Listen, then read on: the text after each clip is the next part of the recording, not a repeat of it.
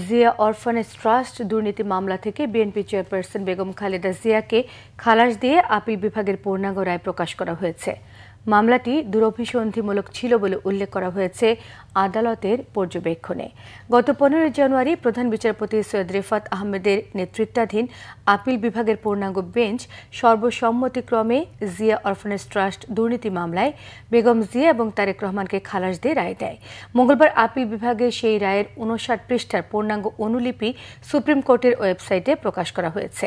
রায়ে আদালত বলেছে, মামলার আপিল সমূহের বিষয়বস্তু গঠনকারী কার্যধারাগুলো উদ্দেশ্যমূলকভাবে গঠন করা তাই আইনের স্পষ্ট অপব্যবহার বলে প্রতীয়মান হয়েছে, যা দুরভিসন্ধিমূলক মামলার সমতুল্য।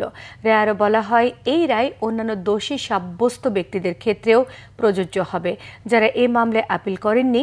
গত 15 জানুয়ারি আপিল বিভাগের রায়ে বিচারিক আদালত এবং হাইকোর্টের রায় বাতিল করা হয়। ফলে বিএনপি চেয়ারপারসন বেগম খালেদা জিয়া এবং দলটির ভারপ্রাপ্ত চেয়ারম্যান তারেক রহমান সহ অন্য আসামিরা আপিল না করেও সাজা থেকে খালাস পান।